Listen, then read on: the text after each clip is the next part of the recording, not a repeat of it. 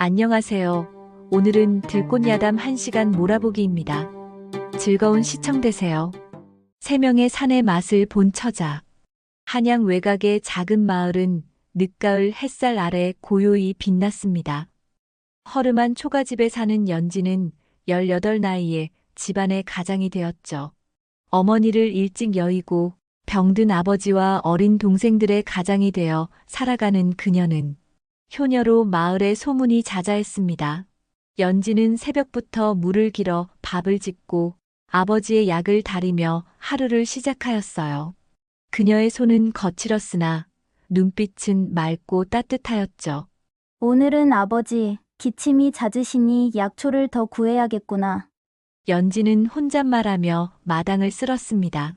마을 안악들은 연지의 초가집 앞을 지날 때면 늘 발걸음을 멈추고 고생하는 연지에게 위로의 말을 건네곤 하였답니다.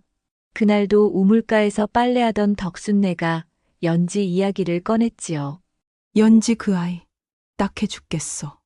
아버지 병세가 얼른 좋아져야 할 텐데. 옆에 있던 만드거멈이 고개를 끄덕이며 말하였어요. 저 곱디고 온 청춘을 병수발과 어린 동생들 보살피느라 다 보내고 있지 뭐야, 쯔쯔. 연지가 물동이를 이고 물을 기르러 오자 덕순네가 그녀를 불렀습니다. 연지야, 이거 쑥개떡인데 갔다가 동생들 욕이라도 시켜줘라. 연지는 미소 지으며 물동이를 내려놓았어요. 어멈, 어머니같이 매일 이런 거 챙겨주셔서 너무 감사드려요. 그녀의 말투는 밝았으나 이마의 땀방울이 고단함을 말해주었죠. 만득이 어멈이 다가와 연지의 어깨를 토닥이며 내 효심이 하늘을 감동케 할 거야. 몸 상하니 너무 무리는 하지 말거라. 알겠니? 연지는 눈시울이 붉어졌지만 애써 미소를 지으며 답하였죠. 어멈들 덕에 힘이 나요. 고맙습니다. 그들은 연지가 집으로 들어가는 뒷모습을 보며 서로를 위로하였죠. 저 아이에게 좋은 날이 오겠지. 하늘이 버리지 않을 거야. 덕순네의 말에 모두 고개를 끄덕였습니다. 해가 중천에 뜨자 연지는 아버지와 동생들이 먹을 죽을 쑤어 먹이고 자신은 부엌에서 한술 뜨는 둥 마는 둥 배불리 먹을 죽도 연지에게는 늘 부족하였답니다. 그래도 힘을 내어 장작을 패려던 그녀는 낙엽 더미에서 부스럭거리는 이상한 소리를 들었죠. 이게 무슨 소리일까? 연지는 조심스레 낙엽을 헤치며 중얼거렸습니다. 그곳에는 은빛 비늘을 가진 뱀이 몸을 웅크리고 있었어요. 뱀의 꼬리는 잘려 피가 흘렀고 그 눈은 고통으로 흐려져 있었죠. 연지는 깜짝 놀란 눈으로 뱀을 바라보았습니다. 아이고 불쌍한 것. 어쩌다 일이 다쳤느냐. 그녀는 무서움을 이기고 뱀 곁에 앉았어요. 조금만 참거라. 금방 끝날 것이야. 연지는 집에서 무명천과 약초를 가져와 뱀의 상처를 닦았답니다. 아파도 참아야 한다. 나도 너처럼 아프지만 매일 참으며 사는구나. 그녀의 손길은 떨렸지만 정성이 깃들었죠. 뱀은 연지의 따뜻한 손을 느끼며 차분히 치료를 받았습니다. 그래. 잘 참는구나. 연지는 뱀을 마당 구석의 따뜻한 곳에 눕히고 물을 떠다 주었죠. 오늘은 여기서 쉬거라. 내일 다시 보자꾸나. 그녀는 뱀에게 미소 지으며 말하였습니다. 뱀은 마치 그녀의 말을 알아듣듯 눈을 깜빡였어요. 연지는 집으로 들어가며 가슴이 묘하게 따뜻해짐을 느꼈답니다. 그날 밤 연지는 꿈을 꾸었어요. 연지가 샘물 곁에서 물동이를 채우고 있을 때 바람이 부드럽게 불어왔어요. 대숲 사이로 은빛 뱀이 스르르 나타났던 것이었습니다. 연지는 놀라 물동이를 떨어뜨릴 뻔했지만 뱀의 눈빛은 따뜻하고 신비로웠어요. 너는 아까 내가 치료해준 뱀 아니니? 연지가 떨리는 목소리로 묻자 뱀은 고개를 끄덕이듯 몸을 살짝 흔들었답니다. 갑자기 뱀의 몸에서 은은한 빛이 뿜어져 나오더니 그 빛은 젊은 청년의 형상으로 바뀌었어요. 그는 수수한 옷차림에 눈빛이 맑은 사내였답니다. 내가 치료해준 덕분에 살아날 수 있었어? 그 은혜를 갚고 싶어. 나를 따라오면 내가 원하는 것을 이룰 수 있을 거야? 그의 목소리는 나지막했지만 연지의 가슴을 울렸어요. 연지는 망설였어요. 하지만 나는 가족들을 두고 멀리 갈 수 없어요. 당신은 누구신데 내게 이런 제안을 하는 것이오? 청년은 빙그레 웃으며 말하였답니다. 나는 뱀의 영혼을 빌린 자일 뿐. 그대의 운명을 인도하러 왔네. 그대가 힘들게 살아가고 있으니 좋은 대피를 만나서 서로 의지하며 살아가길 바라는 마음에서 이렇게 왔네. 연지가 우물쭈물 어안이 벙벙하고 있자 뱀이 연지의 손을 이끌고 어디론가 쏜살같이 가는 것이었어요. 연지는 놀라 그만 눈을 떴답니다. 연지가 눈을 떴을 때는 이른 새벽이었고 아버지의 기침 소리는 더욱 거세게 숨을 몰아쉬고 있었어요. 그녀는 은빛 뱀이 떠올라 마당으로 나왔어요. 하지만 뱀은 이미 사라지고 없었답니다. 벌써 떠났구나. 연지는 아쉬움을 삼키며 마당을 바라보았습니다. 그리고 어젯밤 꿈을 떠올리며 이상한 꿈도 다 있지. 며칠 뒤 연지는 마을 외곽 밭에서 품삯을 받고 일하고 있었습니다. 일이 조금 힘들었지만 힘을 내어 괭이를 들고 흙을 일구며 아버지의 약값을 생각했지요. 이 밭일로 약 한 첩이라도 더 구할 수 있겠지. 이마에 땀방울이 맺혔습니다. 그때 옆 밭에서 우렁찬 목소리가 들려왔어요. 아이고 흙이 어찌 이리 굳었단 말인가.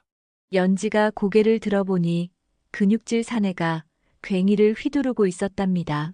그는 옆 동네 머슴 철수로 뱀 신령이 수소문하여 힘 좋고 순박한 성품으로 소문난 자를 보낸 것이었죠. 철수는 다가오며 연지가 떨어뜨린 괭이를 주워 말하였어요. 저자, 이렇게 여리여리한 몸으로 어찌 이렇게 힘든 일을 하러 왔소? 얼굴은 땀에 젖어 있었지만 미소는 맑았어요. 연지는 고개를 끄덕이며 답하였습니다. 품삯을 많이 준다기에 오게 되었습니다. 철수는 호탕하게 웃으며 말했어요. 그렇구려. 돈이 급하게 필요한가 보오.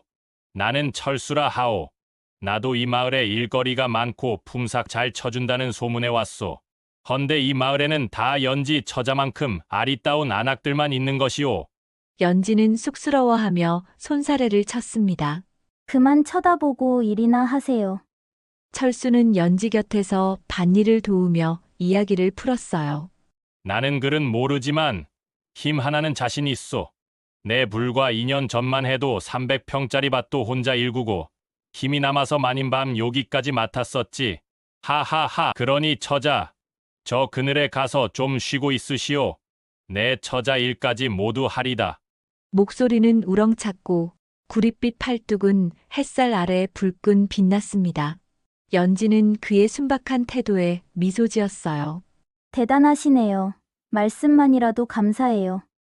철수는 껄껄 웃으며 괭이를 더 힘껏 휘둘렀답니다. 해가 뉘엿뉘엿 질 무렵 철수는 땀에 흠뻑 젖어 헉헉거렸습니다. 연지는 안쓰러운 마음에 말하였어요. 철수 총각, 제 일까지 도와주느라 힘이 많이 드셨을 텐데 우리 집에서 요기 좀 하고 가세요. 철수는 눈을 동그랗게 뜨며 답했어요. 오, 처자의 호의라니 거절하지 않겠소. 허허. 연지는 철수를 초가집으로 데려갔습니다. 철수는 마당 우물물로 몸을 씻고 연지는 소박하게 감자를 찌고 있었지요. 몸을 씻는 철수의 몸을 힐끗힐끗 연지가 쳐다보았어요. 근육질의 몸이 어찌나 단단해 보이던지 연지의 마음이 콩닥콩닥 뛰었답니다. 그러는 사이 맛있게 익은 감자가 두 사람을 기다리고 있었지요. 연지는 철수에게 작은 상을 차려 대접했습니다. 철수 총각, 오늘 제 목까지 도와주셔서 감사드려요. 따뜻한 밥이라도 드려야 하는데 먹을 것이 변변치 않아 감자밖에 없네요. 감자가 맛있게 익었으니 이 술 한 잔이랑 드셔보세요. 철수는 사발을 받아 단숨에 들이키며 외쳤습니다. 이런 내가 제일 좋아하는 막걸리라니. 연지 처자, 나는 먹을 것이라면 아무거나 잘 먹는다오. 이 정도면 아주 진수성찬이오. 연지는 멋쩍은 웃음을 보이며 술을 따랐지요. 철수 총각은 행복한 기운이 넘치시는 것 같아요. 저도 덩달아 기분이 좋아져요. 밝게 말하는 연지의 눈을 철수는 지그시 바라보았답니다. 철수는 순박한 미소를 띠며 자신의 삶을 풀어놓았답니다. 나는 머슴이라 가진 건 없지만 하루하루 소박하고 행복하게 살아왔소. 바칠은 누구보다 잘하지만 내 흠이라면 딱 하나, 짝이 없다는 것이오. 집신도 짝이 있건만 내 옆구리는 언제나 썰렁하니 그는 머리를 극적이며 쑥스럽게 웃었어요. 연지는 그의 솔직한 말에 피식 웃으며 잔을 기울였답니다. 철수 총각, 바칠만 잘하는 줄 알았더니 말도 제법 잘하시네요. 그녀의 눈빛은 장난기와 따스함으로 반짝였어요. 허나, 짝이 없는 것인지 뭔가 부족한 것인지 내가 한번 알아봐야겠소. 연지는 잔을 내려놓으며 철수에게 한 발짝 다가갔어요. 철수는 얼굴이 살짝 붉어지며 손사래를 쳤답니다. 아니, 연지 처자, 왜 가까이 오는 것이오? 내 심장이 쿵쾅거려 터질 것만 같으오. 하지만 연지는 그의 당황한 모습이 귀여워 장난스레 그의 소매를 잡아 끌었어요. 철수 총각, 그대가 바치를 잘하는 만큼 다른 힘도 센지 한번 시험을 해보자는 것이오. 그대의 힘을 보여주시오. 철수는 깜짝 놀라 뒤로 물러서며 바지를 꽉 붙잡았답니다. 연지 처자, 아직 마음의 준비가 덜 되었소. 이게 무슨 짓이오? 그의 얼굴은 이제 홍시만큼 붉어져 있었어요. 연지는 배를 잡고 웃으며 말하였답니다. 철수 총각, 그대는 바칠은 잘해도 이런 장난엔 약하시네요. 내가 진짜 그대의 바지를 내릴 리 있겠습니까? 그냥 철수 총각의 당황한 표정이 보고 싶었을 뿐입니다. 철수는 멋쩍게 웃으며 바지를 단단히 여몄어요. 연지, 그대는 잠자는 사자의 코털을 건드리고 말았소. 내 힘을 단단히 보여주리다. 이리 오시오. 그리하여 철수는 연지가 장난스레 한 말을 행동으로 옮기고 말았답니다. 연지는 철수의 뜨거운 가슴에 푹 파묻혀 그만 철수의 힘을 느껴보고 말았답니다. 그런데 이게 어찌된 일이랍니까? 마당으로 나온 연지는 달을 보며 한숨을 쉬었습니다. 몸은 장사인데 밤일은 영 소질이 없구나. 뱀신령은 산속에서 그 모습을 보며 머리를 긁었어요. 다치 막걸리도 한 잔 걸치길래 잘 되나 싶었더니 무슨 일이길래 철수가 불이 나게 도망을 가는 것이지? 뱀신령은 철수가 순진한 것을 몰랐고 재산이 없어 차였던 것으로 생각했던 것이지요. 이번에는 더욱 순진하고 일도 잘하고 재산도 많은 남자를 찾아봐야겠구나. 그는 다음 남자를 준비하며 중얼거렸습니다. 그리하여 연지의 삶에 또 다른 인연이 다가오고 있었답니다. 가을이 깊어 한양 외곽 마을은 나뭇잎으로 붉게 물들었습니다. 연지는 철수와의 만남은 달콤했던 꿈이라 생각하고 애써 잊으며 아버지를 모시는 일에 최선을 다하며 꿋꿋이 하루를 버텼어요. 뱀신령은 더욱 신중하게 고르고 골라 연지의 쓸쓸함을 채울 새로운 남자를 보내기로 했지요.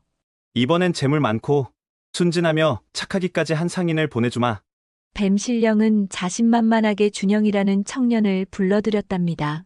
며칠 뒤 연지는 마을 저작거리로 약초를 사러 나섰습니다. 장바구니를 들고 약초 장수와 흥정을 하던 중 무명천에 싼 은전이 땅에 떨어졌어요. 은전이 땅에 떨어진 줄도 모르고 연지는 약초를 흥정하는데 여념이 없었고 약초가 너무 비싸다고 생각한 연지는 다른 약초방을 가기 위해 돌아섰지요. 그때 한 사내가 은전을 주워 내밀었답니다. 처자, 이 귀한 은전을 떨어뜨리셨소. 그의 목소리는 부드럽고 얼굴은 순진한 미소로 가득했어요. 연지는 고개를 들어 그를 바라보며 답하였습니다. 고맙습니다. 사내는 미소 지으며 말했어요. 나는 준영이라 하오. 이 마을에 물건을 팔러 왔는데 처자의 미모가 눈에 띄어 뒤를 밟았소.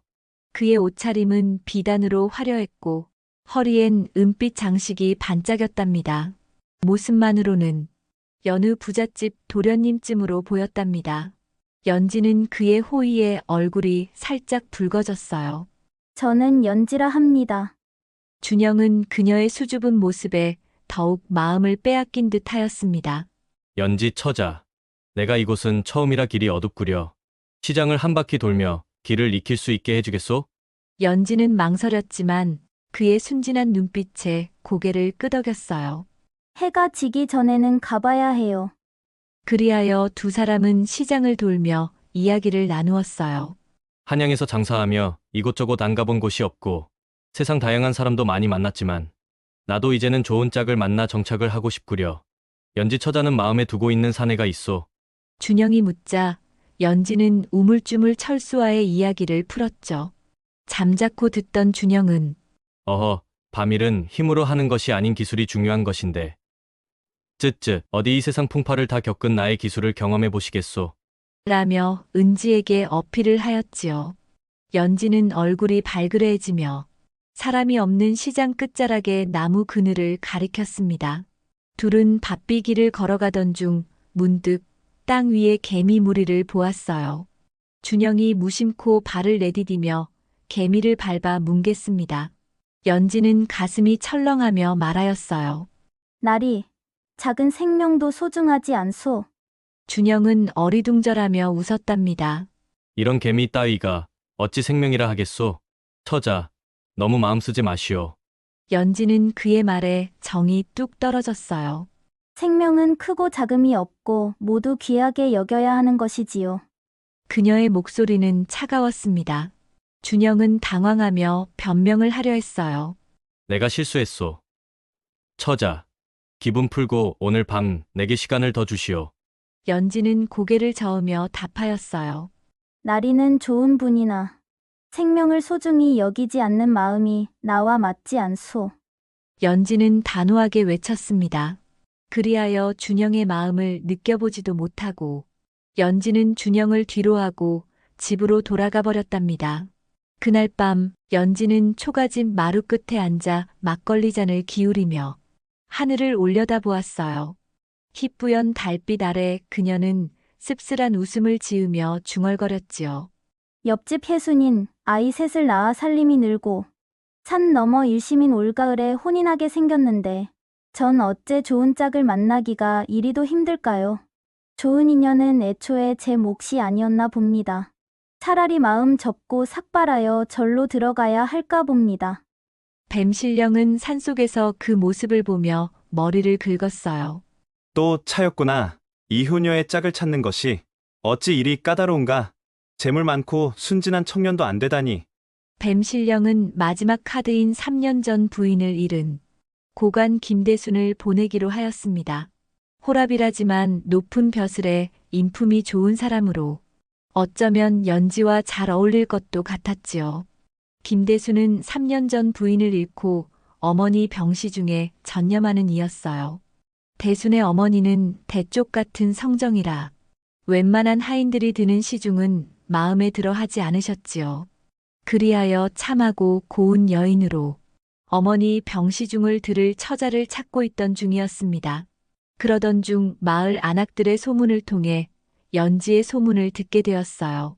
효녀로 소문난 연지라면 어머니를 잘 보살피겠구나. 그는 마을을 수소문하여 연지의 초가집을 찾았습니다. 어느 쌀쌀한 아침, 연지는 마당에서 아버지의 약을 다리고 있었어요. 그녀의 손길은 섬세하고 약 냄새가 마당을 은은히 채웠답니다. 그때 말끔한 비단옷을 입은 중년 사내가 마을 사람과 함께 나타났습니다. 연지 처자, 한양의 김대순 나리올시다. 마을 사람이 소개하자 연지는 고개를 들어 그를 바라보았어요. 김대감은 단정한 풍채에 눈빛이 깊고 따뜻했답니다. 김대감은 연지 앞에 서서 정중히 고개를 숙이며 말하였어요. 연지 처자, 그대의 효심 소문을 듣고 육조거리에서 찾아왔소. 내 어머니의 병시중을 부탁드리고자 하오. 그의 말투는 진중했고 진심이 담겨 있었던 것이었지요. 연지는 당황한 마음에 약을 젓던 손을 멈췄어요. 저 같은 미천한 이가 어찌 고관 나리 댁 마님을 모실 수 있겠습니까? 김대감은 부드러운 미소로 답하며 한 발짝 다가왔어요. 그는 돌담 옆에 서서 차분히 말을 이었답니다. 내 어머니는 연세가 많으시고 성미가 까다로우시다 보니 그간 수많은 이들이 어머니의 수발을 들었으나 모두 어머니의 마음에 들지 않았소. 어머니는 정성과 진심이 담긴 손길을 원하시는데 그런 이는 찾기 어렵더이다. 그의 눈빛은 잠시 어두워졌지만 곧 연지를 바라보며 밝아졌어요. 허나 마을 사람들에게 그대의 이야기를 들었소. 아버지를 위해 약을 다리고 집안을 홀로 꾸려가는 그대의 효심이야말로 내 어머니가 찾던 바로 그 진심이라 생각하오. 연지는 그의 말에 마음이 살짝 흔들렸지만 여전히 망설였어요. 김대감 나리, 말씀은 고맙소만. 저는 병든 아버지와 어린 동생들을 두고 집을 떠날 수 없습니다. 집안 살림이 넉넉치 않아 근근히 살아가고 있지요. 김대감은 연지의 걱정을 읽은 듯 고개를 끄덕이며 말하였어요. 연지 처자, 내 그대 사정을 이미 알고 왔소. 그대가 내 어머니를 정성껏 돌봐준다면 가족의 생계는 내가 책임지겠소. 약값부터 곡식, 옷감까지 넉넉히 드리리다. 연지는 그의 말에 숨을 멈췄어요.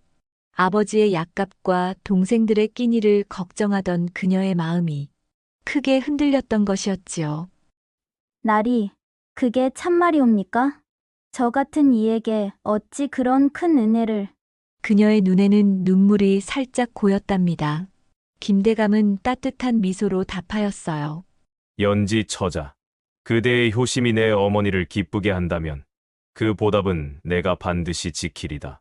부디 늙은 어머니를 위해 그리고 그대의 가족을 위해 내 청을 들어주시오. 그의 목소리는 간절했고 연지의 가슴을 울렸어요. 연지는 잠시 생각에 잠겼답니다. 아버지의 기침 소리, 동생들의 배고픈 얼굴, 그리고 자신의 외로운 밤들이 떠올랐어요. 김대감 나리, 나리의 진심이 느껴지옵니다. 허나 이 큰 결정을 곧바로 내릴 수는 없사오니 하루 생각할 시간을 주시겠습니까? 그녀는 조심스레 말하였어요. 김대감은 고개를 끄덕이며 말하였답니다.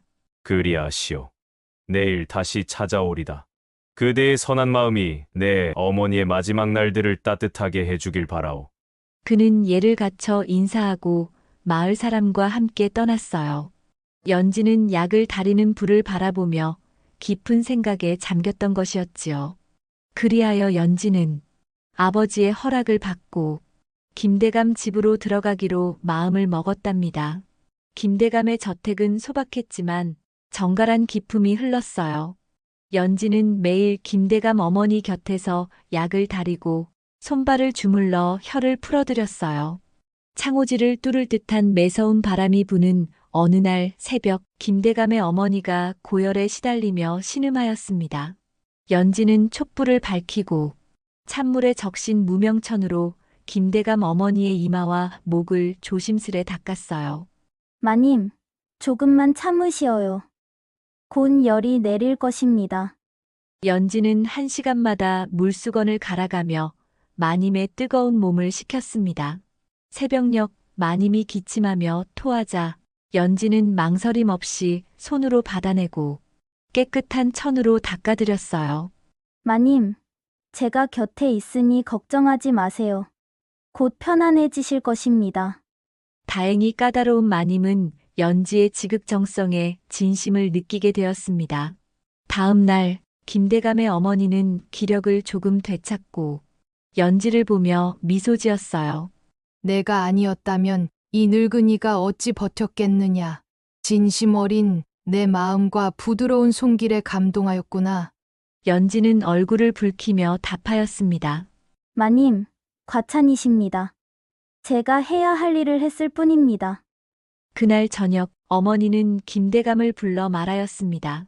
대순아, 어디서 이렇게 귀한 처자를 데려왔느냐. 연지 같이 알뜰하고 섬세한 여자를 내 짝으로 들였으면 좋겠구나. 이 늙은이가 연지 덕에 기력이 돌아왔어. 김대감은 고개를 끄덕이며 답했어요. 어머니, 연지 처자가 마음에 드신다니 다행이십니다. 연지는 멀리서 그 말을 들으며 부끄러워 고개를 숙였어요. 시간은 빠르게 흘렀어요. 연지가 한양의 김대감 댁에서 노부인의 병시중을 든 지 반년이라는 세월이 지난 것이었지요. 연지의 정성과 따뜻한 손길 덕에 김대감의 어머니 병세는 점점 나아졌답니다. 노부인은 이제 연지를 딸처럼 여기며 그녀의 말 한마디, 손길 하나에 미소를 띠곤 하였어요. 그 세월 속에서 김대감과 연지도 어느덧 서로에게 깊은 감정을 품게 되었답니다. 김대감은 연지의 선한 마음과 지혜에 끌렸고, 연지는 그의 진중한 성품과 따뜻한 배려에 마음이 흔들렸던 것이었지요. 김대감은 기회를 엿보며 연지에게 청혼을 할 마음을 굳히고 있었어요. 그는 달빛 아래 연지와 마주할 때면 가슴이 쿵쾅이며 말문이 막히곤 하였답니다. 어느 날 노부인은 연지와 김대감을 자신의 방으로 불러들였어요. 그녀는 약해진 목소리에도 부드러운 눈빛으로 말하였답니다. 내 이 늙은이가 너희에게 부탁 하나 하려 한다. 노부인은 연지의 손을 잡으며 말을 이었어요. 연지야, 내 덕에 내가 이렇게 다시 웃을 수 있었구나. 내 아들 김대감은 마음이 깊지만 홀로 외로이 지내는 것이 늘 내 걱정이었지. 너희 둘이 서로를 아끼는 마음 내가 다 보았다. 부디 혼인하여 서로의 그늘이 되어주렴. 연지는 얼굴이 붉어지고 고개를 들지 못하였지요. 마님, 저 같은 미천한 이가 어찌. 김대감은 조심스레 첨언하였어요. 어머니, 저도 연지 처자를 마음 깊이 아끼고 있습니다. 허나 연지 처자의 마음이 준비되길 기다리고 있었을 뿐이옵니다. 연지는 김대감의 진심 어린 고백에 마음을 결심한 듯 조용히 고개를 끄덕이며 말하였답니다. 나리의 따뜻한 진심과 마님의 자애로움에 소녀의 마음이 움직였사옵니다. 소인이 많이 부족하겠지만 나리 같은 분이라면 제 일생을 바쳐도 좋을 듯합니다. 두 사람은 말없이 서로를 바라보며 무언의 약속을 나누었답니다. 그 순간 방 안은 달빛처럼 은은한 따스함으로 가득 찼던 것이었지요. 며칠 뒤 김대감 댁에서 연지와 김대감의 혼인 소식이 마을로 퍼져나갔어요. 마을 사람들은 연지의 효심이 이런 큰 복을 불러왔다며 입을 모아 칭찬하였답니다. 연지 처자가 김대감 댁 마님을 살렸으니 그 보답으로 혼인을 하게 되었구나. 효심이 하늘을 감동시킨 것이야. 라며 마을이 떠들썩했답니다. 연지는 아버지와 동생들에게 이 소식을 전하며 미소 지었어요. 아버지는 기뻐하며 말하였답니다. 연지야, 내 선한 마음이 너를 좋은 곳으로 이끌었구나. 연지와 김대감은 곧 혼례를 준비하며 마을의 축복 속에서 새로운 삶을 약속하였던 것이었지요. 그런데 이 고요한 시간은 오래가지 않았답니다. 어느 날 저택 앞에서 거친 목소리가 터져 나왔어요. 연지야, 너의 하나뿐인 오라버니가 왔다. 연지가 마당으로 나가보니 허름한 옷차림의 사내가 문지기를 밀치며 서 있었답니다. 그는 연지의 사촌 오빠 상필로 3년 전 마을을 떠나 운종가에서 장사를 하던 자였지요. 그의 눈은 교활하게 번쩍였어요. 연지는 얼굴이 굳으며 물었습니다. 상필 오라버니, 여긴 어쩐 일이야? 상필은 입꼬리를 올리며 다가왔어요. 연지야, 이제 곧 고관대작과 혼인한다는 내 소문이 온 마을에 퍼졌더구나. 얼굴에 기름기가 가득한 것을 보아하니 그 소문이 정녕 사실인가 보구나. 연지는 미간을 찡그리며 답했지요. 오라버니, 그것이 오라버니와 무슨 상관이야? 상필은 코웃음을 치며 가까이 다가섰답니다. 너 같은 계집이 고관 곁에 붙어 뭔가 꿍꿍이가 있지 않겠니? 나도 한몫 챙기러 왔다. 그의 목소리는 날카로웠고 마당에 쩌렁쩌렁 울려 펴졌습니다. 김대감이 마당으로 나와 상필을 매섭게 쳐다보았답니다. 그대는 누구인데 아침부터 이렇게 소란을 피우는가? 상필은 꼬리를 내리고 부드럽게 말했어요. 연지 사촌 오빠입니다. 연지와 어렸을 때부터 동고동락하며 지내 친남매와 다름이 없지요. 우리 연지를 잘 부탁드린다는 의미로 찾아뵈었습니다. 김대감은 상필의 간사한 말투에 눈을 가늘게 뜨며 답했어요. 연지를 아낀다면 소란 피우지 말고 아침상이나 받고 조용히 물러가시오. 김대감의 무게감 있는 목소리는 상필의 건들거림을 제압했습니다. 상필은 입꼬리를 올리며 고개를 숙였어요. 대감의 말씀 잘 알겠습니다. 연지야, 오라버니가 곧 다시 찾을 테니 기다려라. 그는 교활한 미소를 남기고 저택을 떠났지만 눈빛은 독사처럼 번쩍였답니다. 연지는 상필의 뒷모습을 보며 가슴이 철렁했어요. 오라버니가 무슨 꿍꿍이를. 며칠 뒤 상필은 다시 저택 근처에 나타났어요. 그는 연지를 몰래 불러 마을 어귀의 나무 그늘로 데려갔답니다. 연지야, 솔직히 말해라. 무슨 수로 내가 저런 고관과 혼인한단 말이냐? 상필의 목소리는 상기되었고 눈은 탐욕으로 번들거렸어요. 내 말 잘 들어라. 김대감 저택에 금은보화가 많다던데 너가 몰래 한두 개만 빼와서 이 오라버니에게 다오. 내 우리 연지도 섭섭치 않게 한 몫 챙겨주지. 연지는 한숨을 쉬며 물었어요. 그게 무슨 소리야? 도둑질이라도 하자는 거야? 상필은 능글맞게 웃으며 말했지요. 도둑질이라니 거창한 말 하지 마. 내 손에 똥 묻히기 싫으면 그냥 저택 문을 살짝 열어주고 내가 값진 물건 하나만 챙기도록 도와주면 돼. 이 오라버니가 노름판에 가서 10배로 불려서 돌아오마. 연지는 손이 떨렸어요. 오라버니, 어찌 그런 터무니없는 짓을. 나는 이제 곧 이 집의 안주인이 된다고. 내가 무엇이 아쉬워서 도둑질해. 상필은 이를 악물며 으르렁거렸어요. 연지야, 저렇게 지체 높으신 분이 너 같은 천한 것과 왜 혼인하겠니? 병든 어머니 수발을 공짜로 잘 들게 하려고 술을 쓰는 거야. 두고 봐라, 어머니가 돌아가시면 너를 헌신짝 버리듯 버릴 것이다. 그러니 내 말을 듣고 한 몫 챙기자꾸나. 연지는 가슴이 쿵 내려앉았지만 단호히 답했어요. 오라버니 같은 혈육 필요 없어. 혼란스럽게 하지 말고 당장 꺼져. 그래, 내가 도와주지 않아도 내가 마음만 먹으면 혼자서 얼마든지 할 수 있지. 나중에 버림받고 그제서야 후회하지 마렴. 상필은 눈을 부라리며 소리치고 사라졌답니다. 연지는 혼란스러웠어요. 김대감님이 정녕 그런 꿍꿍이로 나와 혼인하는 것은 아니겠지. 아닐 거야. 그 따뜻한 눈빛은 진심이었을 거야. 그날 밤 꿈속에서 또다시 은빛뱀이 나타났어요. 뱀은 부드러운 목소리로 속삭였답니다. 연지야, 내 마음을 믿거라. 진실을 말하면 모든 것이 해결될 것이야.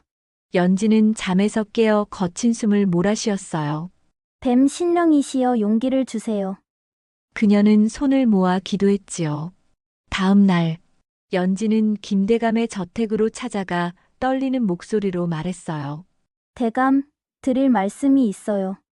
김대감은 그녀의 창백한 얼굴을 보고 걱정스레 물었답니다. 연지, 무슨 일 있소? 눈이 왜 그리 충혈되었소? 연지는 숨을 고르며 상필의 계략을 털어놓았어요. 제 사촌 오라버니가 대감 저택의 보물을 훔치려 해요. 저를 끌어들였지만 차마 그럴 수 없었어요. 그녀는 눈물을 글썽이며 고개를 숙였답니다. 대감께 누가 될까 두렵습니다. 김대감은 연지의 손을 잡으며 미소 지었어요. 연지, 그대가 이렇게 솔직히 말해줘서 고맙소. 그대의 맑은 마음, 처음부터 믿고 있었소. 그는 단호히 덧붙였지요. 상필이란 자는 내가 처리할 테니 걱정하지 말게나. 김대감은 그녀의 눈을 바라보며 말했어요. 연지, 걱정하지 말고 혼인 준비와 양가, 부모님 건강 회복에 전념을 다해 주시오. 그리하여 김대감은 관아의 상필의 계략을 고하고 김대감의 집을 철통같이 지켜달라고 당부하였답니다. 며칠 뒤 김대감은 연지를 저택 마당으로 불러 말했어요. 연지, 이제 어머니 병세도 많이 좋아지셨으니 살아생전에 혼례를 치르고 싶구려. 연지는 얼굴을 붉히며 답했어요. 대감, 저 같은 미천한 것을 이리 마음 써주시니 몸 둘 바를 모르겠습니다. 많이 부족하겠으나 최선을 다해 대감을 보필하겠습니다. 둘은 달빛 아래 손을 맞잡았어요. 어머니는 방에서 그 모습을 보며 미소 지었답니다. 이제 이 늙은이도 편히 눈 감겠구나. 산속 샘물 곁에서 뱀 신령은 은빛뱀의 모습으로 물결을 바라보며 중얼거렸어요. 드디어 연지의 짝을 찾았구나. 그대가 덕을 쌓은 것이 복으로 돌아온 것이야. 연지의 선한 마음과 효심은 진정한 사랑과 좋은 배필을 불러왔어요. 이는 착한 행동이 운명을 바꾸고 진심이 결국 행복으로 이어진다는 교훈을 주지요. 젖동냥하는 과부의 운명. 옛날 어느 고을 산자락이 포근히 감싸 안은 아담한 마을이 있었답니다. 그곳에서 순덕이라는 여인이 살고 있었지요. 그녀는 무뚝뚝한 남편과의 삶이 너무나도 지루하여 순덕의 얼굴에는 생기가 없었지요. 혼인한 지 5년 두 사람 사이엔 아이가 없었고 그 빈자리는 날이 갈수록 무겁게 느껴졌던 것이었죠. 그날 아침도 순덕은 물동이를 이고 샘터로 향하였답니다. 새벽녘의 쌀쌀한 공기가 그녀의 볼을 스치며 지나갔고 멀리 들판에서는 농부들이 이른 일을 시작하고 있었지요. 샘터에 이르자 순덕은 물동이를 내려놓고 잠시 숨을 돌렸습니다. 그녀의 눈은 저도 모르게 밭에서 일하는 남편 만석을 향하였어요. 만석은 땀을 흘리며 괭이를 휘두르고 있었지만 순덕의 시선을 느끼지 못한 듯 고개를 들지 않았답니다. 순덕은 가만히 한숨을 내쉬며 물을 떴지요. 내가 더 잘하면 남편도 부드럽게 나를 대하겠지. 그녀는 스스로를 다독이며 그렇게 생각하였던 것이었답니다. 집으로 돌아온 순덕은 부엌에서 밥상을 차리기 시작하였습니다. 만석이 밭에서 돌아오자 순덕은 따뜻한 밥과 국을 내놓았답니다. 하지만 만석은 말없이 밥을 먹고 한마디 말도 없이 자리에서 일어나 버렸어요. 순덕은 그의 뒷모습을 물끄러미 바라보았습니다. 그 눈빛에는 애타는 마음과 외로움이 뒤섞여 있었죠. 아이만 있었다면 그이도 나를 이렇게 외면하진 않았을 텐데. 그녀의 마음은 무거웠지만 그저 참고 견디는 것이 그녀가 아는 유일한 길이었답니다. 그날 오후 순덕은 마을 안악들과 함께 빨래터에서 빨래하였어요. 순덕아, 만석이 조금 무뚝뚝해도 할 일은 하지? 아주 안 하는 것은 아니지? 한 안악이 웃으며 말하였지요. 그럼 아직 젊은데 말이 없다고 사내구실을 안 할까? 만석이 힘도 세 보이는구먼. 이때 옆집 사는 점순네가 실눈을 뜨며 입가에는 미소를 머금고 말하였답니다. 혹시 밤에 살짝 나가는 것은 아니지? 점순네의 농담에 다른 안악들이 깔깔거리며 웃었고 순덕은 하던 빨래를 챙겨 집으로 돌아와 버렸답니다. 순덕은 마을 어귀의 느티나무 아래에서 잠시 걸음을 멈췄습니다. 안악들의 말이 특히 점순네가 한 말이 귓가에 맴돌았기 때문이었지요. 순덕은 한번 잠이 들면 누가 업어가도 모를 정도로 깊은 잠에 빠지는 터라 잠이 들었을 때 남편이 밖으로 나가는지 어떤지를 전혀 모르기 때문이었지요. 그런 생각에 머물며 잠시 쉬고 있을 무렵 멀리서 만석이 친구인 칠석이 헐레벌떡 달려오는 모습이 보였답니다. 순덕 씨, 일이 났소. 칠석의 다급한 목소리에 순덕의 심장이 덜컥 내려앉았지요. 무슨 일이오? 그녀가 떨리는 목소리로 묻자 칠석은 숨을 고르며 말하였습니다. 만석이 한양으로 장사하러 간다고 집안 가산을 정리하고 내일 떠난다고 하오. 순덕은 그 말을 듣는 순간 머릿속이 하얘졌답니다. 한양이라니 그 먼 곳으로 떠난다면 언제 다시 만날 수 있을지 기약도 없었죠. 그녀의 손에 들린 빨래 바구니가 힘없이 툭 떨어졌던 것이었답니다. 집으로 돌아온 순덕은 만석이가 짐을 꾸리는 모습을 보았어요. 여보, 이게 무슨 일이래요? 갑자기 한양으로 떠난다니요? 그녀의 목소리는 떨리고 있었답니다. 만석은 고개를 끄덕이며 말하였죠. 오래전부터 생각하고 있었는데 한양에서 친구가 연락이 왔소.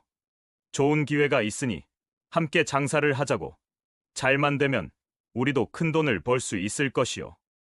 순덕은 더 묻고 싶었지만 그의 단호한 눈빛에 입을 다물었답니다.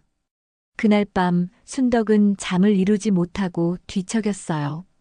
한양으로 떠나는 만석이의 모습, 그리고 앞으로 홀로 남을 자신의 모습이 눈앞에 아른거렸던 것이었죠.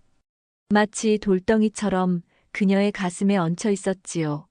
이렇게 떠나면 언제 다시 볼 수 있을까? 그렇게 마음 졸이며 서운한 마음을 달래고 있을 때 만석은 오랜만에 순덕이 곁으로 다가왔어요. 순덕이. 만석이 낮은 목소리로 순덕을 부르며 순덕의 손을 잡았어요. 그 순간 두 사람 사이에는 말로 닿을 수 없는 감정이 흐르고 있었어요. 만석의 손길에는 미안함이, 순덕의 눈빛에는 애틋함이 담겨 있었답니다. 그 밤 두 사람은 오랜만에 서로를 따뜻하게 안았고 긴 시간의 사랑이 이루어졌답니다. 오랜만에 느끼는 남편의 품은 너무 황홀하였던 것이었지요. 그것이 남편과의 마지막 밤이 될 것이라고는 모른 채 그렇게 짧게만 느껴졌던 밤이 지나고 다음 날 아침 해가 떠오르기도 전에 만석은 길을 나섰답니다. 순덕은 마당에 서서 그의 뒷모습을 바라보았어요. 서방님, 몸 조심하시고 꼭 무사히 돌아오시오. 그녀의 목소리는 바람에 묻혀 희미하게 퍼졌답니다. 만석은 고개를 돌리지 않았지만 그의 어깨가 살짝 떨리는 듯하였죠. 곧 그는 산길 너머로 사라졌고 순덕은 홀로 남아 마당에 우두커니 서 있었답니다. 남편이 떠난 빈자리의 허전함을 남편의 땀냄새 밴 옷을 끌어안고 스스로를 다독였던 것이었어요. 한양으로 떠난 지 석 달이 넘도록 잘 갔다는 소식 한 장 오지 않았지요. 혹여 그이가 나를 잊고 돌아오지 않으면 그 생각이 스치자 순덕은 고개를 저으며 애써 마음을 다잡았어요. 마을은 여느 때처럼 고요했지만 순덕의 세상은 흔들리고 있었답니다. 만석의 빈자리는 집안을 더 춥게 만들었죠. 만석이 한양으로 떠난 지 어느덧 반년이 흘렀답니다. 남편이 떠나고 소식이 없자 순덕은 기운도 빠지고 힘이 없어 시름시름하였어요. 그렇게 반년이 흐르자 순덕의 뱃속에서 꿈쩍거리는 태동이 요동쳤고 순덕은 알았지요. 남편이 떠나기 전날에 뜨거운 사랑이 가져다준 결실이 악이었다는 것을. 순덕의 배는 제법 불러와 있었고 그녀의 걸음은 무거웠지만 마음만큼은 즐겁고 행복했답니다. 마을 장터에서 채소를 팔며 하루하루를 버텨내는 그녀의 얼굴에는 피로가 묻어났지만 뱃속의 아이를 생각하면 미소가 떠올랐답니다. 이 아이만 있으면 나에겐 희망이 있는 거야. 순덕은 그렇게 스스로를 위로하며 살아가고 있었던 것이었죠. 그날도 순덕은 장터에서 채소 바구니를 내려놓고 손님들을 맞았어요. 햇살이 따가운 한낮 마을 안악들이 삼삼오오 모여 수군거리는 소리가 들려왔답니다. 순덕이, 저기 배가 제법 불러왔네. 근데 만석이 그이는 한양에서 뭐 한다던? 한 안악이 궁금한 듯 물었지만 그 뒤에 이어진 말은 순덕의 가슴을 찔렀지요. 쯔쯔 들어보니 장사가 잘 안 된다더라. 기생집 드나들며 술독에 빠져 산다던데. 또 다른 안악이 혀를 차며 말하였답니다. 순덕은 그 말을 듣는 순간 손에 쥔 채소가 툭 떨어졌어요. 그녀는 고개를 숙이고 입술을 꾹 다물었답니다. 그럴 리 없어. 그이는 그럴 사람이 아니야. 그녀는 애써 부정했지만 마음 한구석은 흔들리고 있었던 것이었죠. 집으로 돌아온 순덕은 부엌에서 저녁을 준비하며 생각에 잠겼답니다. 만석의 소식은 반년이 지나도록 한 통도 오지 않았어요. 처음엔 바빠서 그러려니 했지만 시간이 갈수록 불안이 커졌지요. 서방님, 잘 지내고 있는 거지요? 우리 아이를 위해 무사해야 할 텐데. 아이 소식이라도 알게 되면 기뻐할 텐데. 그녀의 목소리는 떨렸고 눈에는 눈물이 고였던 것이었답니다. 하지만 순덕은 이를 악물고 눈물을 닦아냈어요. 내가 약해지면 안 돼. 이 아이를 지켜야 하니까. 그녀는 그렇게 마음을 다잡았답니다. 다음 날 순덕은 평소처럼 장터로 향하였답니다. 채소 바구니를 들고 느린 걸음으로 마을길을 걷던 그녀에게 이웃 아낙 하나가 다급히 다가왔어요. 순덕아, 큰일이다. 한양을 오가는 장돌뱅이들이 하는 말을 들었는데 만석이 장사가 망했다는 말도 있고 동업자에게 사기를 당했다는 말도 있고 죽었다는 말도 떠돌아서 도대체 무슨 말이 진실인지 모르겠구먼? 그런데 만석이한테는 소식이 아예 없는 거야. 순덕은 그 말을 듣는 순간 다리가 풀리며 주저앉을 뻔하였답니다. 그녀는 손으로 배를 감싸며 애써 숨을 골랐어요. 아니야. 아직 아무것도 확실하지 않아. 그녀는 스스로를 다독였지만 불안은 이미 그녀의 마음을 집어삼키고 있었던 것이었죠. 집으로 돌아온 순덕은 문틀을 잡고 서서 하늘을 올려다보았답니다. 대체 무슨 일이오? 왜 소식을 전하지 않는 거요? 그녀의 목소리는 바람에 흩어졌어요. 그녀는 뱃속의 아이를 쓰다듬으며 다짐하였죠. 어떤 소식이든 내가 너를 지킬 거야. 그러던 어느 날 장터에서 채소를 정리하던 순덕에게 칠석이 헐레벌떡 달려왔어요. 순덕이 큰일 났소. 그의 얼굴은 창백했고 목소리는 떨리고 있었답니다. 순덕은 바구니를 내려놓으며 심장이 덜컥 내려앉는 것을 느꼈죠. 무슨 일이오? 서방님 소식이라도 있는 것이요? 그녀의 목소리는 갈라져 나왔어요. 칠석은 고개를 떨구며 말하였답니다. 한양에서 소식이 왔는데 만석이 사고로 세상을 떠났대. 그 말은 마치 벼락처럼 순덕의 가슴을 갈랐답니다. 그녀는 비틀거리며 문틀을 잡았고 손끝이 차갑게 떨렸던 것이었죠. 그럴 리 없소. 그이가 그렇게 떠날 리가 없어요. 잘못 들은 거 아니오? 순덕이 애써 부정하며 물었지만 장정은 고개를 저을 뿐이었어요. 인편으로 온 소식이오. 틀림없소. 그의 목소리는 점점 멀어져 갔답니다. 순덕은 그 자리에 주저앉아 배를 감싸 안았어요. 이럴 수가. 우리 아이가 아버지 없이 태어나야 한다니. 그녀의 눈에서 눈물이 주르륵 흘렀지만 소리는 내지 않았답니다. 그저 멍하니 허공을 바라보았죠. 집으로 돌아온 순덕은 방 안에 홀로 앉아 만석의 옷을 꺼내 안았답니다. 서방님, 왜 날 두고 갔소? 이 아이와 나를 두고 우리에게 아이가 있다는 사실도 모른 채 떠나다니. 그녀의 목소리는 작았지만 그 안에는 끝없는 슬픔이 담겨 있었어요. 하지만 곧 그녀는 이를 악물고 눈물을 닦았답니다. 약해지면 안 돼. 이 아이를 위해 내가 살아야 해. 그녀는 배를 쓰다듬으며 다짐하였죠. 뱃속의 아이가 움직이는 것을 느끼자 순덕의 눈에 다시 힘이 깃들었답니다. 몇 달이 지나 마침내 출산의 날이 다가왔지요. 이웃 산파의 도움으로 순덕은 힘겨운 진통 끝에 아들을 낳았답니다. 산파가 아기를 안겨주자 순덕은 땀에 젖은 얼굴로 미소를 지었어요. 개똥아, 내 아들. 그녀는 아기의 작은 손을 잡으며 속삭였죠. 그 순간 모든 고통이 사라지고 따뜻한 기쁨이 그녀를 감쌌던 것이었답니다. 그러나 홀로 아이를 키우는 삶은 절대 쉽지 않았어요. 순덕은 낮에는 갓난 아이를 들쳐 업고 밭에서 일하고 밤에는 쑥바지를 하기 위해 잠을 줄여가며 개똥이를 키웠답니다. 손이 갈라지고 어깨가 뻐근했지만 개똥이가 잠든 모습을 볼 때면 모든 피로가 녹아내렸지요. 개똥아, 너만 있으면 어미는 뭐든 할 수 있어. 고된 노동 속에서도 개똥이의 웃음은 그녀의 유일한 위로였죠. 그날 밤 순덕은 등잔불 아래서 바느질을 하며 개똥이를 재우고 있었어요. 달빛이 창호지를 비추는 고요한 순간 갑자기 문이 벌컥 열리며 거친 그림자가 드리워졌답니다. 순덕이 놀라 고개를 들자 낯선 사내가 그녀와 개똥이를 포대기에 휘감아 어깨에 짊어졌어요. 뭐 하는 짓이오? 순덕이 소리쳤지만 사내는 말없이 어둠 속으로 달려갔던 것이었죠.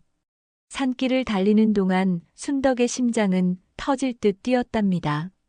개똥이를 꼭 끌어안은 그녀의 머릿속은 두려움으로 가득 찼어요. 이자가 우리를 어디로 데려가는 거지? 개똥이가 다치면 어쩌나? 그녀는 이를 악물고 개똥이를 지키려 애썼죠. 마침내 사내가 멈춘 곳은 산 중턱의 초가집이었답니다. 포대기가 풀리자 순덕은 떨리는 눈으로 주변을 살폈어요. 눈앞에는 덩치 큰 사내가 서 있었고 아랫목에는 갓난아기가 울부짖고 있었던 것이었답니다. 당신은 누구요? 왜 우리를 데려왔어? 순덕이 떨리는 목소리로 따졌어요. 사내는 고개를 숙이며 말하였답니다. 부인, 미안하오. 내 아기 어미가 며칠 전 세상을 떠났소. 젖줄 사람이 없어 아이가 굶고 있소. 제발 저 아이에게 젖을 주시오. 그의 목소리는 절박했지만 순덕의 분노는 쉽게 가라앉지 않았죠. 아무리 급하다지만 이 무슨 짓이오? 내 아이가 다칠 뻔했어. 그녀는 개똥이를 꼭 안으며 소리쳤답니다.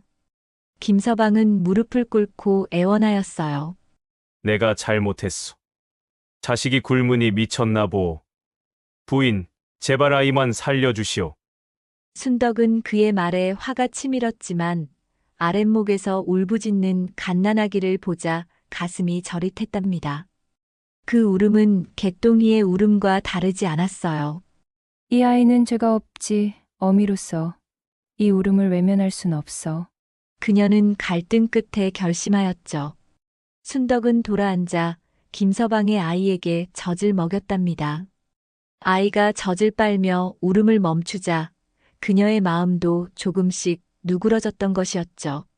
그 사이 김서방은 보쌈의 피로와 마음고생에 지쳤는지 벽에 기대 잠이 들었어요. 순덕은 그 틈을 놓치지 않았답니다. 개똥이를 안고 몰래 방을 빠져나와 산 아래로 달아나기 시작했어요. 달빛이 그녀의 길을 비췄지만 낯선 산길은 두렵기만 했어요. 개똥이를 지켜야 해. 집으로 돌아가야 해. 그녀는 이를 악물고 산 아래로 달렸죠.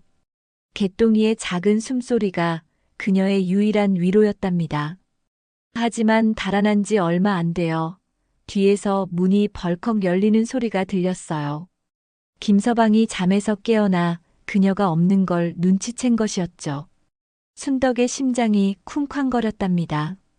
김서방은 집 밖으로 뛰쳐나와 두리번거리다 달빛에 비친 순덕의 그림자를 발견했어요. 부인, 그쪽은 위험하오. 그가 소리쳤지만 순덕의 귀에는 그저 추격하는 발소리만 들렸답니다. 그녀는 겁에 질려 더 빨리 달렸죠. 김서방은 순덕이 벼랑으로 향하는 걸 보고 다급히 쫓아갔어요. 부인, 멈추시오. 그쪽은 낭떠러지요. 그의 목소리는 절박했지만 순덕은 도망의 공포에 사로잡혀 그 말을 듣지 못했답니다. 달빛 아래 그녀의 그림자가 흔들렸고 개똥이의 작은 손이 그녀의 목을 꽉 잡았죠. 김서방은 숨을 헐떡이며 그녀를 따라잡으려 했어요. 하지만 그 순간 그의 발이 돌부리에 걸리며 균형을 잃었답니다. 아! 짧은 비명과 함께 김서방은 천길 낭떠러지로 굴러떨어졌던 것이었죠. 순덕은 뒤를 돌아 김서방이 벼랑 아래로 사라지는 모습을 보았어요. 그녀의 다리가 후들거리며 그 자리에 주저앉았답니다. 세상에, 저 사람이 죽었어. 그녀의 목소리는 떨렸고 개똥이를 아는 팔에 힘이 들어갔죠. 공포와 충격이 그녀를 짓눌렀지만 문득 김서방의 갓난아기가 떠올랐어요. 저 아이는 이제 혼자야. 아버지까지 잃었어. 순덕의 가슴이 저릿했답니다. 그녀는 떨리는 숨을 고르며 생각했죠. 내가 저 아이를 버릴 순 없어. 개똥이와 같은 아기잖아. 순덕은 개똥이를 안고 천천히 김서방의 집으로 돌아갔어요. 달빛이 그녀의 발걸음을 비추었지만 그녀의 마음은 무거웠답니다. 집에 도착한 그녀는 울고 있는 갓난아기를 보았죠. 그 울음은 그녀의 모성애를 다시 일깨웠어요. 가엾은 것. 순덕은 아이를 품에 안고 젖을 먹였답니다. 날이 밝을 때까지 그녀는 두 아이를 지키며 앉아 있었죠. 어떻게 해야 하나 그녀는 고민했지만 마음 한구석에서는 이미 결심이 서고 있었던 것이었답니다. 개똥이와 갓난아기는 나란히 잠들어 있었고 그녀의 눈에는 따뜻함과 무거운 책임감이 뒤섞여 있었어요. 김서방은 죽었으니 이 아이는 내가 키워야겠지. 순덕은 갓난아기를 내려다보며 이름을 지었답니다. 둥아, 이제 내가 내 어미다. 그녀의 목소리는 나지막했지만 단단한 의지가 담겨 있었죠. 두 아이를 키운다는 건 결코 쉬운 일이 아니었지만 순덕의 마음은 이미 흔들림 없었답니다. 순덕은 개똥이와 둥이를 데리고 집으로 돌아왔어요. 마을길을 걷는 그녀의 등에는 개똥이가, 품에는 둥이가 안겨 있었죠. 이웃 아낙 하나가 그녀를 보고 놀라 물었답니다. 순덕아, 아기가 또 있네? 이 아이는 누구야? 순덕은 잠시 머뭇거리다 대답하였어요. 예. 업둥이요. 누가 문 앞에 두고 갔어요. 그녀는 김서방의 일을 말하지 않았죠. 그저 조용히 미소 지으며 지나갔답니다. 안악은 혀를 내두르며 말하였어요. 업둥이라니. 옛말에 업둥이는 복덩이라 했지만 아비도 없어 한 명도 힘들 텐데 업둥이까지. 두 명을 키우려면 더 힘들겠지만 잘 키워봐, 순덕아. 순덕은 고개를 끄덕였지만 마음 한구석은 무거웠던 것이었죠. 집에 돌아온 순덕은 두 아이를 나란히 재웠답니다. 개똥이의 작은 손이 둥이의 뺨을 스치자 둘 다 까르륵 웃었어요. 그 모습을 본 순덕의 입가에도 미소가 번졌죠. 개똥아, 둥아 너희가 내 전부야. 그녀는 두 아이를 품에 안으며 속삭였답니다. 하지만 밤이 깊어질수록 그녀의 마음에는 걱정이 차올랐어요. 홀로 두 아이를 키우느라 손이 갈라지고 몸이 지친 그녀였지만 아이들의 맑은 눈을 볼 때면 힘이 솟았던 것이었답니다. 순덕은 개똥이와 둥이를 품에 안고 고된 나날을 보내고 있었답니다. 두 아이의 웃음은 그녀의 지친 몸을 일으키는 힘이었죠. 그날 아침 순덕은 장터로 채소를 팔러 가기 전 두 아이를 재우며 속삭였어요. 개똥아, 둥아, 어미가 곧 돌아올게. 달빛이 창호지를 비추던 그때 멀리 산중턱의 초가집에서는 기적처럼 살아난 김서방이 비틀거리며 집으로 돌아오고 있었답니다.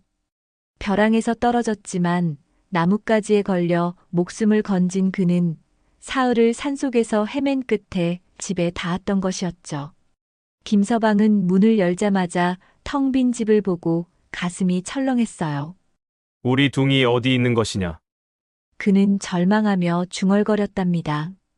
곧 그의 머릿속에 순덕의 얼굴이 떠올랐죠.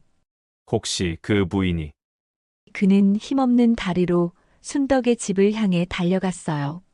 마을 어귀에 이르러 그는 순덕의 집 창문 너머로 그림자를 보았답니다. 순덕이 둥이를 안고 미소 짓는 모습, 그리고 개똥이와 둥이가 서로 눈을 맞추며 까르륵 웃는 장면이 그의 눈에 들어왔죠. 세상에 이렇게 고마울 수가. 김서방의 눈에 눈물이 고였던 것이었답니다. 김서방은 떨리는 손으로 문을 두드렸어요. 순덕이 문을 열자 죽은 줄 알았던 그가 서 있는 모습에 깜짝 놀랐답니다. 당신이 살아있었소? 그녀의 목소리는 떨렸죠. 김서방은 고개를 숙이며 말하였어요. 낭떠러지에서 나뭇가지에 걸려 겨우 목숨을 건졌소. 부인, 내 아기를 살려줘서 고맙소. 보쌈한 건 정말 잘못했소. 그는 무릎을 꿇고 사죄했답니다. 순덕은 그의 몰골을 보자 화가 풀리며 연민이 생겼어요. 하지만 곧 걱정이 밀려왔죠. 고사의 둥이와 정이 든 순덕은 이제 어쩌려오? 젖줄 사람도 없는데. 그녀는 둥이를 내려다보며 말했답니다. 김서방은 순덕의 말에 고개를 들었어요. 부인, 우리 둥이를 이렇게 살려준 것만으로도 은혜가 큰데 내가 뭐라 하겠소. 그의 눈에는 진심이 담겨 있었죠. 순덕은 잠시 생각하다 말하였답니다. 지금 둥이를 데려가도 마땅히 방법이 없을 테니 젖을 뗄 때까지 내가 키우겠소. 김서방은 그 말에 눈물을 흘리며 고개 숙였어요. 부인, 정말 고맙소. 이 은혜 평생 갚겠소. 그는 진심으로 다짐하였답니다. 순덕은 그의 헌신적인 모습에 마음이 조금씩 움직였던 것이었죠. 그날부터 김서방은 순덕의 집을 드나들며 장작을 패고 물을 길었어요. 순덕은 처음엔 어색했지만 그의 묵묵한 도움에 점차 마음이 열렸답니다. 이 사람은 잘못을 뉘우치고 있구나. 그녀는 그렇게 생각했죠. 순덕의 집은 개똥이와 둥이의 웃음으로 조금씩 따뜻해졌답니다. 김서방이 돌아온 뒤 그는 날마다 순덕의 집을 찾아 장작을 패고 물을 길었어요. 그의 묵묵한 도움은 순덕의 고된 삶에 큰 숨통을 틔워주었죠. 어느 아침 순덕은 두 아이에게 밥을 먹이다 김서방이 장작을 패는 소리를 들었어요. 개똥아, 둥아, 천천히 먹어. 그녀는 아이들을 다독이며 문 밖을 내다보았답니다. 김서방은 땀을 흘리며 힘껏 도끼를 휘두르고 있었죠. 순덕은 문득 그에게 밥 한 그릇을 차려 내놓았어요. 둥이 아버지, 잠시 쉬면서 밥이나 드시오. 그녀의 목소리는 부드러웠답니다. 김서방은 멋쩍게 웃으며 고개를 숙였어요. 부인, 밥까지 신경 써주시고 정말 고맙소. 그는 밥을 먹으며 둥이와 개똥이를 바라보았답니다. 날이 갈수록 김서방은 순덕의 집에서 보내는 시간이 많아졌어요. 그는 밭일을 돕고 개똥이와 둥이를 돌보며 순덕의 짐을 덜어주었답니다. 어느 날 순덕이 장터에서 돌아오자 김서방이 개똥이와 둥이를 마당에서 재우고 있었어요. 부인, 아이들이 자는 모습을 보시오. 하늘에서 내려온 천사가 따로 없구려. 그가 나지막이 말하자 순덕은 미소 지으며 답했죠. 혼자서 키웠으면 힘들었을 텐데 둥이 아버지가 도와주시니 아이들이 편안하게 잘 크는 것 같아요. 고맙소. 김서방. 그 순간 두 사람의 눈이 마주쳤고 서로의 마음에 따뜻한 온기가 스며들었답니다. 순덕은 김서방의 헌신을 보며 그의 됨됨이를 새삼 생각했어요. 보쌈은 잘못이었지만 그건 자식을 살리려는 마음이었지. 그녀는 그의 절박했던 눈빛을 떠올리며 이해하기 시작했답니다. 어느 저녁 김서방이 순덕이에게 말하였어요. 부인, 내가 이렇게 드나들며 도와도 괜찮겠소. 혹여마을 사람들이 뭐라 할까봐. 순덕은 고개를 저으며 답했죠. 당신이 아이들을 위해 애쓰는 걸 보면 나도 마음이 편해지오. 그걸로 됐소. 김서방은 그 말에 눈가가 촉촉해졌답니다. 부인, 내 평생 이 은혜를 잊지 않겠소. 그는 진심으로 다짐하였던 것이었죠. 순덕의 집은 이제 외롭지 않았어요. 김서방의 웃음과 아이들의 재롱이 집안을 채웠답니다. 하지만 순덕은 알지 못하였어요. 이 새로운 인연이 또 다른 시련을 불러올지 아니면 더 큰 행복을 안겨줄지 마을 어딘가에서 새로운 그림자가 다가오고 있었던 것이었답니다. 순덕의 집은 개똥이와 둥이 그리고 김서방의 도움으로 따뜻한 안식처가 되어갔답니다. 하지만 고요한 마을에 불길한 그림자가 드리우고 있었죠. 그날 밤 순덕은 아이들을 재우고 등잔불 아래 바느질을 하고 있었어요. 달빛이 창호지를 비추는 가운데 갑자기 문 밖에서 거친 발소리가 들려왔답니다. 문이 벌컥 열리며 건장한 장정 둘이 뛰어들었어요. 어서 이 여인을 데려가. 한 장정이 소리치자 순덕은 개똥이와 둥이를 품에 안고 벌떡 일어났답니다. 너희는 누구냐? 이게 무슨 짓이오? 순덕이 떨리는 목소리로 외쳤지만 장정들은 거칠게 다가왔어요. 누군지는 알 것 없다. 양반님께서 당신을 보쌈하라 하셨다. 그들은 자루를 꺼내며 순덕을 붙잡으려 했죠. 순덕은 아이들을 지키려 문틀을 잡고 버텼어요. 내 아이들을 건드리지 마시오. 그녀의 외침은 간절했지만 장정들의 힘 앞에 무력했답니다. 그 순간 어둠 속에서 낯익은 그림자가 달려왔어요. 김서방이었죠. 네 이놈들, 뭣들 하는 것이냐? 김서방이 소리치며 장정들 앞을 가로막았답니다. 그는 평소 순덕이와 아이들을 지키기 위해 집 주위를 맴돌며 경계하곤 했어요. 도둑이나 보쌈꾼을 막으려 늘 눈을 빛내던 그가 마침 이 위급한 순간에 나타난 것이었습니다. 내 놈은 뭐냐? 한 장정이 으르렁거렸지만 김서방은 물러서지 않았어요. 그는 주먹을 쥐고 장정들과 맞섰답니다. 순덕은 그의 뒷모습을 보며 심장이 쿵쾅거렸죠. 장정들이 김서방을 밀치며 싸움이 벌어지려는 찰나 순덕이 다급히 소리쳤어요. 이분은 내 서방이요. 그 말에 장정들은 깜짝 놀라 멈칫했답니다. 김서방도 놀란 눈으로 순덕이를 돌아보았죠. 서방이 있었나? 다 틀렸군. 돌아가자. 장정들은 투덜거리며 어둠 속으로 사라졌어요. 순덕은 숨을 몰아쉬며 개똥이와 둥이를 꼭 안았답니다.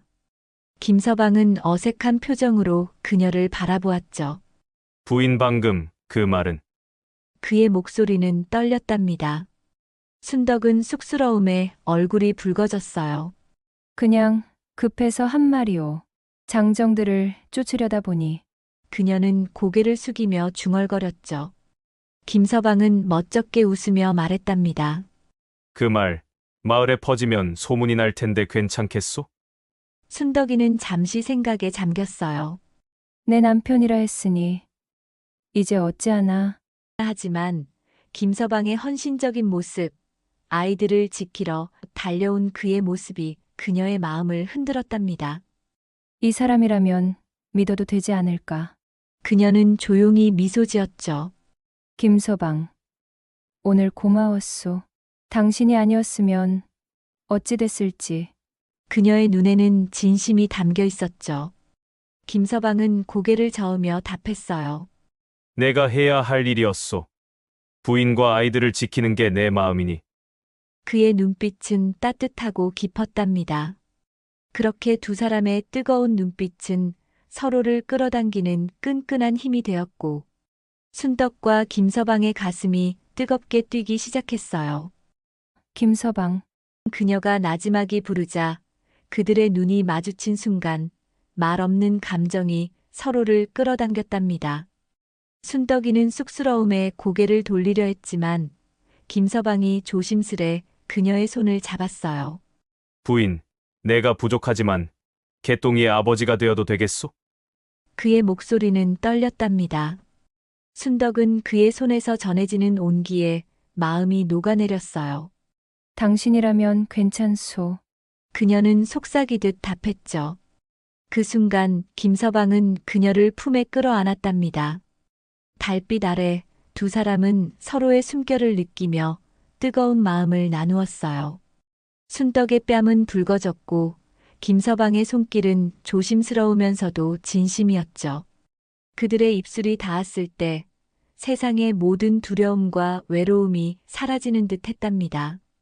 집 안에서는 개똥이와 둥이가 평화롭게 잠들어 있었고 밖에서는 달이 그들의 사랑을 조용히 지켜보았던 것이었죠. 그 밤 순덕이와 김서방은 서로의 마음을 온전히 나누었어요. 등잔불이 꺼진 방 안에서 그들은 서로를 의지하며 새로운 인연의 첫걸음을 내디뎠답니다. 순덕이는 그의 품에서 속삭였죠. 이제 우리 함께 가는 거요. 김서방은 그녀의 손을 꼭 잡으며 답했어요. 평생 부인 곁에 있겠소. 시간이 흘러 개똥이와 둥이는 서당에 다닐 만큼 자랐어요. 어느 맑은 날 순덕이와 김서방은 마당에서 아이들이 글 읽는 소리를 들으며 마주 앉았답니다. 여보, 우리 애들이 저렇게 자란 게 다 당신 덕이요. 순덕이 말하자 김서방은 고개를 저었죠. 아니요. 둥이 덕이지. 그 아이가 우리를 묶어줬소. 그는 둥이를 안으며 웃었답니다. 순덕은 그 모습을 보며 생각했어요. 옛말이 틀린 게 아니구나. 업둥이가 진짜 복덩이였어. 그녀의 눈에는 행복한 눈물이 고였던 것이었죠. 그렇게 순덕이와 김서방은 개똥이, 둥이와 함께 남부럽지 않게 살았답니다. 인생, 뭐 별거 있나요? 서로 의지하며 사랑으로 채우는 것, 그게 전부였죠. 그들의 이야기는 따뜻한 마을 속에서 오래도록 전해졌던 것이었답니다.